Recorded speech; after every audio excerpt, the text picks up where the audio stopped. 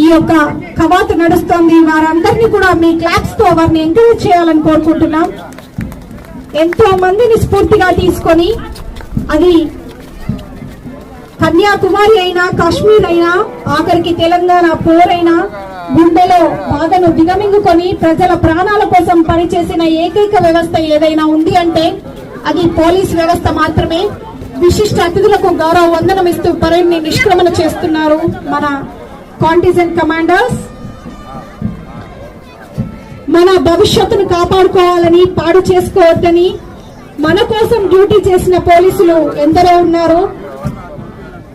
ముళ్ళ బాటలో వాళ్ళు నడుస్తూ పూల బాటను మన కోసం సిద్ధం చేస్తున్న పోలీసులు ఎందరో. పోకిరి గాళ్ళు కొట్టేది రాళ్లు దెబ్బలు తింటూ రక్తపు చుక్కలు నేల రాలుతున్నా నా వాళ్లే కదా హక్కులు చేర్చుకునే ఏకైక వ్యవస్థ